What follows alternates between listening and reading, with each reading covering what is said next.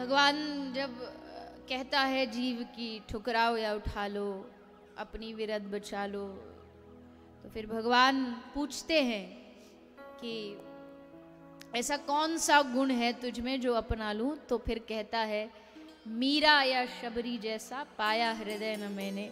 अगर कोई कहे कि शबरी जैसा है, मीरा जैसा इसका दिल है, भाव है, तो वो नहीं है। लेकिन जो है दिया तुम्हारा, जैसे भी है प्रभु जी भले बुरे सब तेरे।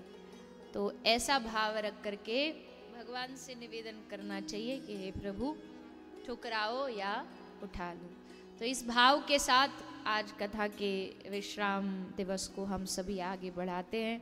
भगवान की कथा, भगवान की शेष लीला को आगे बढ़ाते हैं। कल सभी ने भगवान के विवाह उत्सव का आनंद लिया। भगवान ने कैसे विवाह किया माता रुक्मणी जी के साथ, कल आप सबने दर्शन किया। भगवान आए, माता रुक्मणी जी के साथ विवाह करते हैं।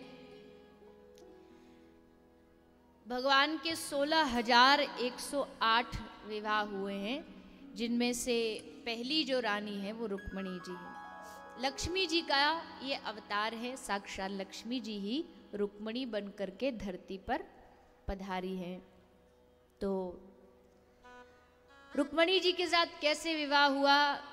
ले भाई मान नहीं रहा था विवाह के लिए, तो सीधा भगवान को पत्र लिख करके रुक्मणी जी ने बुलाया कि प्रभु आप हमें स्वीकार करो। और जब भक्त भाव से दिल से भगवान को पुकारता बुलाता है तो भगवान जरूर उसकी सुनते हैं। तो आ गए, सब देखते रह गए कब कब में आए कन्हैया, कृष्ण पकड़ के ले गए, रुक्मणी जी को पता ही नहीं चला। फिर द्वारिका में जाके विधिवत विवाह हुआ है भगवान का। और फिर भगवान श्री कृष्ण की और रुक्मणी जी की जो प्रथम पुत्र, प्रथम संतान है वो है श्री प्रद्युम्न जी महाराज। श्री प्रद्युम्न जी के साथ भगवान संतान रूप में, पुत्र रूप में प्राप्त हुए। श्री प्रभु के दूसरी जो रानी है, दूसरी जो पटरानी है, उनका नाम है देवी जामवती जी। महाराज जामवान की पुत्री हैं जामवती जी। राम कथा में आप सबने चरित्र सुना है कि भगवान राम की जो सुग्रीव की सेना में श्री जामवन जी थे, उन्हीं की बेटी है श्री जामवती जी। इनके साथ भगवान ने विवाह किया है। भगवान की जो तीसरी पटरानी है वो है सत्यभामा जी। ये भूमि का पृथ्वी का अवतार है, इनके साथ भगवान ने विवाह किया। एक रानी हुई कालिंदी यमुना जी, सत्या जी, मित्रविंदा जी, भद्रा, लक्ष्मणा, ये सब अलग अलग क्षेत्र की अलग अलग राजकुमारियां हैं। सबके साथ भगवान ने विवाह किया है। फिर भगवान ने 16,100 विवाह किए। 16,100 विवाह कैसे किए भगवान ने? एक दैत्य था, एक राक्षस था, उसने मन में सोचा दुनिया में लोग अलग अलग प्रकार के वर्ल्ड रिकॉर्ड बनाते हैं ना, और वर्ल्ड रिकॉर्ड बनाने के चक्कर में बड़ी अद्भुत अद्भुत चीज करते हैं। कोई वर्ल्ड रिकॉर्ड की एक वो आती है, पत्रिका जैसी आती है, तो उसमें लिखा होता है कि दुनिया के सबसे लंबे नाखून, और महाराज नाखून ऐसे लटकते रहते हैं, पता नहीं कैसे रख लेते। फिर दुनिया की सबसे लंबी मूछें, दुनिया की सबसे लंबी दाढ़ी। और वो रिकॉर्ड बनाने के चक्कर में आदमी कुछ भी कर बैठता है। तो इसने क्या सोचा, हम वर्ल्ड रिकॉर्ड बनाएंगे। किस में रिकॉर्ड बनाएंगे? बोले इससे ज़्यादा किसी की बहू नहीं हुई, मतलब पत्नी नहीं हुई, इसलिए इसके सबसे ज़्यादा विवाह हुए दुनिया में। तो जाता और सब कन्याओं का घरों से, क्षेत्र से हरण करके ले आता। सब कन्याओं का हरण किया और हरण करके उनको एक अपने कारागार में, जेल में बंद कर देता। 16,000 तक तो हो गई। सोचा कि जब ये बढ़ते बढ़ते 20, 25, 50 और 1 लाख हो जाएंगी तब इकट्ठा इनके साथ ब्याह करूंगा।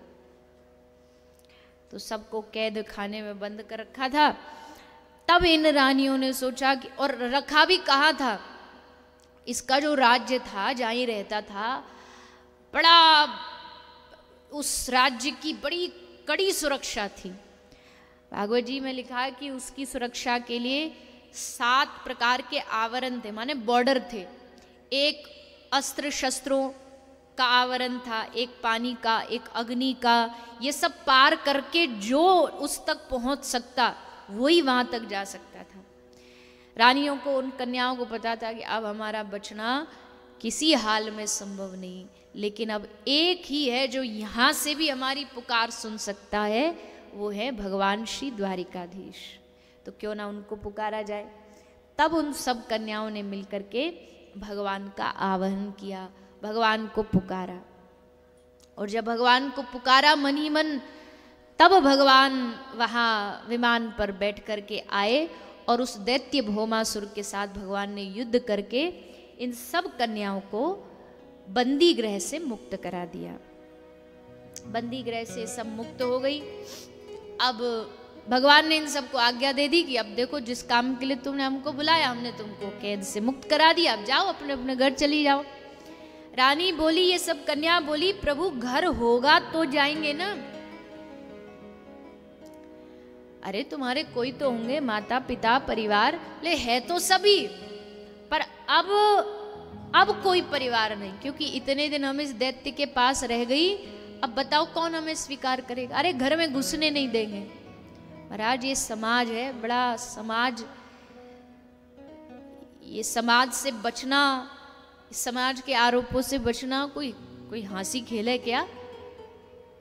ये वो समाज है जिस समाज ने जगत जननी माता जानकी को नहीं छोड़ा। उन पर भी एक अयोध्या के एक व्यक्ति ने प्रश्न उठा दिया और सब उसके साथ मिल गए। अरे इतने दिन उस रावण के पास रही, अपवित्र हो गई। ये वो समाज है। तो इस समाज में हम जैसी साधारण नारियां जो बड़े साधारण से घर की हैं, तो हमको तो भला कौन ही स्वीकार करेगा। ना हमारा ब्याह होगा, ना कोई हमें घर में रखेगा, तो हो गई हम तो अनाथ। पर प्रभु हम एक बात जानती है, इस भारत देश में जिसका जन्म हुआ है ना, उसको कभी घबराना नहीं चाहिए। वो कभी अनाथ हो ही नहीं सकता। इस भारत में कोई अनाथ नहीं हो सकता। क्यों नहीं हो सकता? अनाथों का भी अगर कोई नाथ है, वो तो साक्षात भगवान जगन्नाथ है, द्वारिका नाथ है। जिसके पास द्वारिका नाथ हो, जगन्नाथ हो, रंगनाथ हो, बद्रीनाथ हो, इतने सारे जिसके पास नाथ हो, वो भला अनाथ हो सकता है? इसलिए प्रभु अब आप ही हमारे नाथ हो, आप ही हमें स्वीकार करो।